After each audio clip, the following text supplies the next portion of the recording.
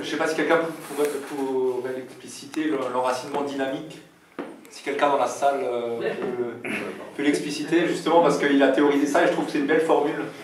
Maffesoli, donc les disciples de Freud, l'enracinement dynamique, je trouve que c'est une belle formule qui sonne bien à l'oreille.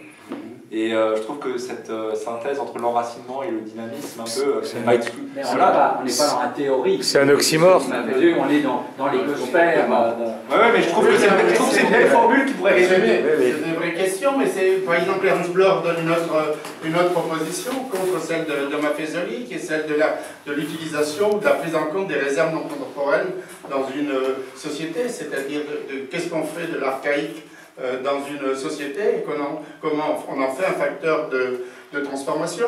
Pour revenir à la question de Jean-Marie sur l'Alsace, enfin moi je ne suis pas du tout d'accord parce que je pense que justement l'Alsace elle meurt d'être prise dans ce conflit, comment dire, ami-ennemi. C'est-à-dire que pour ami-ennemi, par rapport aux forces dominantes, il n'y a pas d'espace. Oui, mais il n'y a pas d'espace pour l'Alsace, puisque l'Alsace ne peut être pensée justement que dans un cadre cosmopolite, et à travers une pensée cosmopolite, c'est-à-dire, et c'est ça qui fait son dynamisme, c'est ça qui fait sa fécondité, et chaque fois qu'elle est féconde et qu'elle est inventive, c'est parce que justement elle utilise à fond ces éléments cosmopolites qui sont extrêmement présents. Donc je pense que c'est plus productif de poser les termes de l'avenir de l'Alsace en termes de cosmopolitisme, de relations, plutôt qu'en termes de conflits et d'ennemis. Mais après, bon, la question ami, c'est une autre question. On est dans le politique. Bon, effectivement, dans le politique, on a des amis, on a des ennemis, on a des... c'est quand même... Mais je crois que la question de l'Alsace est posée aussi dans le cadre d'une réflexion sur les formes de démocratie qu'il peut y avoir, en particulier dans un pays comme la France. Tu vois, c'est encore des choses différentes. Toi, tu dis ce que tu dis n'est pas forcément en relation avec ce que je dis. Disons, on n'a peut-être pas défini les choses maintenant. Moi, je parlais de l'incapacité de l'Alsace de définir son ennemi, et notamment son ennemi aujourd'hui, actuellement, de définir quels sont les problèmes auxquels elle est confrontée. Hein. Mais bon, ceci n'était qu'une observation en passant, et vous pourrez l'emporter avec vous pour y réfléchir tranquillement. L'inconvénient avec les cosmopolites, c'est que derrière un cosmopolite, il y a toujours un cosmocrate. Hein. Et là, on retombe dans le politique. Il n'y a pas beaucoup de cosmocrates. Ah ben, c'est la définition du cosmopolitisme. Relation de maître à l'esclave. Des noms, je dirais, c'est des noms. la formule de l'enracinement dynamique. Alors le problème de l'Alsace, c'est plutôt le déracinement statique. Je suis d'accord. Malheureusement, ouais. Mais Bernard voulait aussi prendre la parole. Ah non, d'abord... Il y a un homme très simple, à Wissembourg, qui a mis sur sa voiture un autocollant un peu de dérision, et c'est une formule Hupen zwecklos. Il y a la ligne Bin Elsässer. Hupen zwecklos, Bin Elsässer. C'est-à-dire, il n'y a pas de solution. Avec le klaxon, vous n'avez pas besoin de klaxonner. Je n'y comprends rien, mais je suis alsacien. Merci, il faut... c'est subtil. Hupen zwecklos. On n'a plus les moyens de le comprendre, c'est ça. Voilà, c'est ça, de toute façon. Mais tu peux pas le traduire pour les noms dialectophones? Oui, c'est ce qu'il fait, mais il vient de dire, ça ne sert à rien de klaxonner, je suis alsacien. Ah, c'est une définition un peu médiocre de l'alsacien. Ouais. On pourrait prendre les Hollandais aussi avec NL, nous à links, quoi. Hein. Tout à gauche, c'est un peu pénible aussi. Ils sont plutôt d'extrême droite, hein, en Hollande. Nous à links, nous à links. Alors, vas-y. Oui, ça va s'achever bientôt. Moi, je suis actif au Centre culturel alsacien. J'ai des convictions alsaciennes bien prononcées. J'ai toujours été autonomiste. Alors évidemment, ici, autonomiste, la droite, tout ça, je connais tout ça. Je m'en fous. Mais le hasard a voulu que j'étais étudiant pendant 4 ans en sociologie de Julien Freund, de 67 à 71. Avec le recul, j'ai des regrets, c'était un malentendu, parce qu'il y a beaucoup de choses que je ne connaissais pas de lui, parce qu'il était très jovial, mais malgré tout très discret sur beaucoup de choses. Je le considère parce qu'il venait toujours avec son fameux béret. Il évoquait timidement, d'ailleurs, mais de temps en temps qu'il avait été dans la résistance, Et donc, moi, la résistance, il y a eu à boire et à manger dans cette résistance, hein, je connais l'histoire, et je le prenais pour un franchouillard résistant. Hein, c'est pour ça que j'étais un peu hésitant. Et je le regrette aujourd'hui parce que je vois qu'il n'avait pas ce que je pensais qu'il était. Par la suite, on attaque quand même parce que j'avais 30 ans quand j'ai repris mes études, et j'avais, en soi, c'est pas une qualité, ça d'avoir 30 ans, mais j'avais un vécu. J'avais vécu 2 ans au Canada, j'avais été au Mexique, j'avais en Mauritanie, j'avais Touareg, donc j'avais un vrai vécu. Et ça, à ses yeux, ça me rendait intéressant au milieu des autres étudiants. Et nous étions pas nombreux, nous étions d'ailleurs défavorisés. Les classes de sociologie dont j'étais, on était 12, 15, rarement 20, hein, pendant les 4 ans.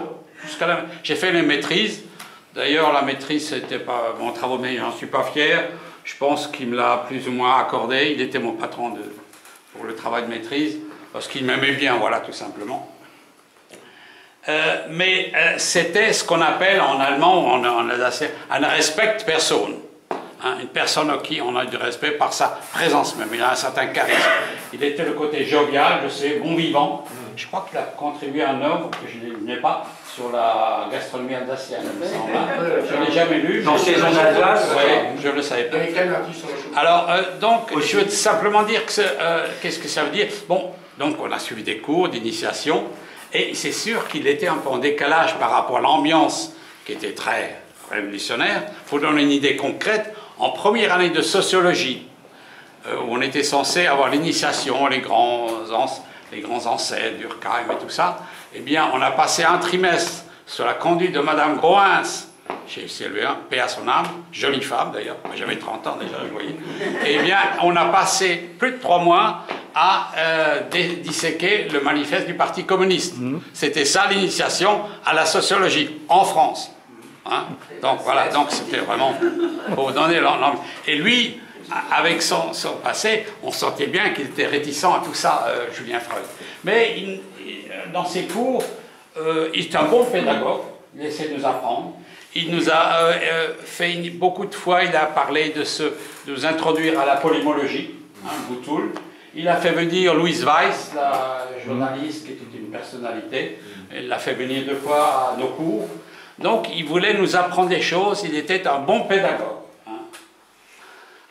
Je terminerai par ça, une anecdote qui montre son côté courage civique, que j'ai évoqué lors de le séminaire il y a 3-4 ans, qui avait lieu à son sujet, il y a 3-4 ans. Oui, à côté. Oui, il y avait son fils d'ailleurs, qui était présent. À la fac, il y a eu un colloque. Oui, un colloque. Son fils René. Et le hasard, j'étais là. Et c'était son fait. Et j'ai raconté la même que je vais vous raconter pour le situer. Donc pendant ces mai 68, moi j'avais commencé mes études à l'âge de 30 ans, donc de 67 à 71. Et puis après 71, j'ai couru le vaste monde, dont loin de l'université. Donc tout ce que vous évoquez sur les polémiques concernant Freud, ça m'a complètement échappé. Hein. Il a fallu que maintenant je relise un peu les livres et sa biographie pour me rendre compte qu'il y a eu une suite. En 71, c'était pas tout à fait le même personnage que vous évoquez. Voilà. Mais donc en mai 68, où c'était la révolution, moi aussi j'étais enthousiasmé quand on se laisse porter par les grandes idées. Alors je me souviens, on est aussi, les gauchistes, on se croyait tous, c'était l'oncle Ho, hein, Ho Chi Minh, Mao Tse-tung. Hein. Je suis allé seulement 40 fois en Chine par la suite, je connais la réalité, mieux que vous tous sans doute. Hein. Donc mais je croyais aussi que les communistes chinois étaient mieux que les autres. Bon, vous voyez, on peut se... Mais lui, il était donc, comme on a dit, réaliste. Alors donc en mai 68, c'était il y avait de tout, et c'était assez excité. Il y avait quand même des gens, des enragés, on peut dire, parmi les étudiants de théologie catholique et protestante, c'était parmi les plus enragés. Et non pas les sociologues comme on pouvait le croire, en tout cas pas à Strasbourg. On était relativement matures. D'ailleurs, je regrette qu'il n'y ait pas 3 anciens qui devraient être là. Frédéric Raphaël, qui lui a succédé, avec qui j'ai usé mon fond de culotte avec lui à l'université, hein, il devrait être là franchement. Et d'autres moins connus, quelqu'un connu, Brigitte Fichet, à l'université, elle a été prof, hein, elle était avec moi. Et Froligère, oui, vous avez connu? Oui, bon, ils n'ont pas marqué leur époque, hein, ça, honnêtement, bon, soyons généreux. Mais donc, il y a une photo ici que vous avez tous vu, d'autres, lorsque l'amphithéâtre de palais universitaire est rempli de jeunes manifestants. Et il y a eu plusieurs fois cette photo, ça s'est reproduit 3-4 fois. Et il y avait dans la foule vraiment des excités. Hein. D'ailleurs, la plupart des profs, hein, je parle Paul Lévy, Abraham Moltz, Brown, ils rasaient les murs, hein, on ne les voyait pas tellement au lieu d'eux. Le seul que je connaisse qui participait, c'était Régnier, un démographe. Claude Régnier. C'était le seul, il était plus jeune. Hein. Julia aussi. Oui, peut-être, moi je le cite au hasard de ce Ce dont je me souviens. Hein. N'oubliez pas que après moi j'ai quitté le monde universitaire, j'ai oublié beaucoup de choses. Mais donc, au milieu de cette foule d'excités, où les idées les plus folles, où on avait mis à la place du doyen le légionnaire, il y a Célestin. le Célestin, oui, pour vous donner l'ambiance. Pardon, c'est pas vrai, ça, c'est le folklore. Oui, bon, Allez, on avance. ton anecdote. Oui, alors l'anecdote, c'est que tout d'un coup, au milieu de cette foule vraiment d'excités, il a eu le courage, il s'est dressé au milieu de là, et il a tenu un discours. Je ne me souviens plus exactement de ce qu'il a dit. Mais le 16 mai. Ah, ben voilà, c'est ce que c'est le discours. Le 16 mai, c'est la seule fois où il a pris la parole. Ouais, j'étais présent et je me souviens. Premièrement, il fallait avoir du courage, mon cher ami. Hein, Comment? Parce qu'il fallait avoir du courage pour le faire. J'ai pas vu d'autres profs. Oui, mais ça allait dans le sens des étudiants les plus radicaux qui étaient en tout cas. Alors là, il faisait taire les enrages. Tu permets que je termine? Eh bien, à la fin, tous ces gauchistes ou ultra-gauchistes, il a été applaudi. C'est normal, il allait dans notre sens. On était JCR à l'époque, il allait dans notre sens. Je veux dire par là que c'est un monsieur qui savait, faisait pas ses convictions. Et je termine, je répète, c'était un respect perso. Et je regrette beaucoup que par la suite, il a eu une carrière assez malheureuse, apparemment. Non, pas du tout. Il a bien vécu à Villers, il a bien mangé, bien bu. Non, mais il a quand même frayé avec l'extrême droite, quoi. C'est triste. Il a aujourd'hui. Alors, frayer l'extrême gauche, c'est pas un crime à tes yeux. Voilà, c'est ça. Non, moi c'est aussi con que ça. L'extrême gauche, l'extrême droite, kiff bourrico. C'est pas sur le même plan. Kiff bourrico. Absolument. C'est dommage. Ben voilà, ça c'est du révolutionnarisme. Oui, non, mais parce que les gauches avaient vu à l'œuvre plus que toi.